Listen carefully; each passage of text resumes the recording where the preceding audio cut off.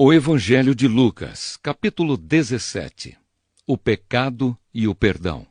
Jesus disse aos seus discípulos: sempre vão acontecer coisas que fazem com que as pessoas caiam em pecado, mas ai do culpado!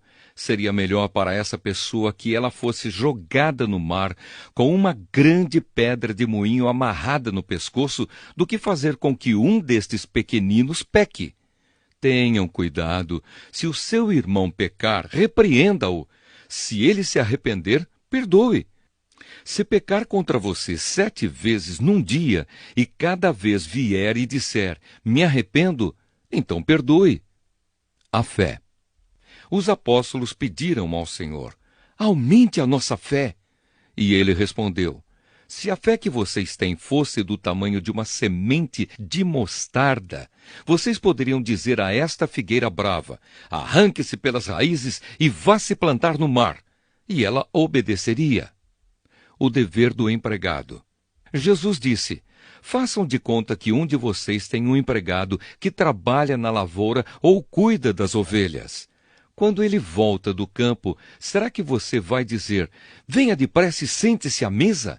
Claro que não. Pelo contrário, você dirá, prepare o jantar para mim, ponha o avental e me sirva, enquanto eu como e bebo. Depois você pode comer e beber. Por acaso o empregado merece agradecimento porque obedeceu às suas ordens? Assim deve ser com vocês. Depois de fazerem tudo o que foi mandado, digam, somos empregados que não valem nada, porque fizemos somente o nosso dever. Jesus cura 10 leprosos. Jesus continuava viajando para Jerusalém e passou entre as regiões da Samaria e da Galileia. Quando estava entrando num povoado, 10 leprosos foram se encontrar com ele. Eles pararam de longe e gritaram, Jesus, mestre, tenha pena de nós! Jesus os viu e disse, vão e peçam aos sacerdotes que examinem vocês. Quando iam pelo caminho, eles foram curados.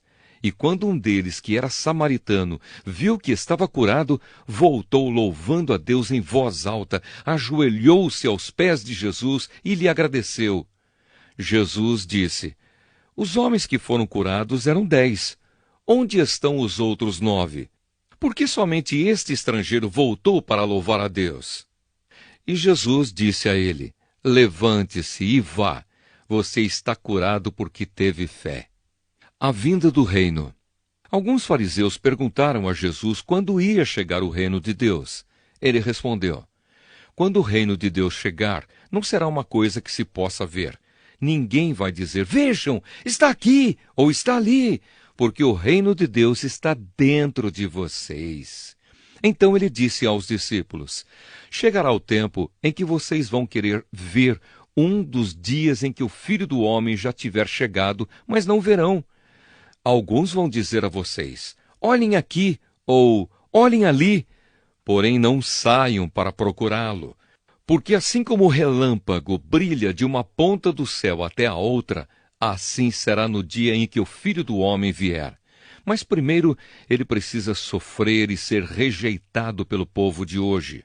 Como foi no tempo de Noé, assim também será nos dias de antes da vinda do Filho do Homem.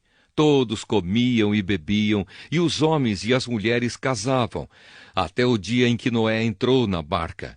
Depois veio o dilúvio e matou todos. A mesma coisa aconteceu no tempo de Ló. Todos comiam e bebiam, compravam e vendiam, plantavam e construíam. No dia em que Ló saiu de Sodoma, choveu do céu fogo e enxofre e matou todos. Assim será o dia em que o Filho do Homem aparecer. Aí quem estiver em cima da sua casa, no terraço, desça e fuja logo, e não perca tempo entrando na casa para pegar as suas coisas. E quem estiver no campo, não volte para casa. Lembrem da mulher de Ló. A pessoa que procura os seus próprios interesses nunca terá a vida verdadeira, mas quem esquece a si mesmo terá a vida verdadeira. Naquela noite, 2 pessoas estarão dormindo numa mesma cama. Eu afirmo a vocês que uma será levada e a outra deixada. 2 mulheres estarão moendo trigo juntas, uma será levada e a outra deixada. Naquele dia 2 homens estarão trabalhando na fazenda, um será levado e o outro deixado. Então os discípulos perguntaram: Senhor, onde vai ser isso? Ele respondeu: Onde estiver o corpo de um morto, aí se ajuntarão os urubus.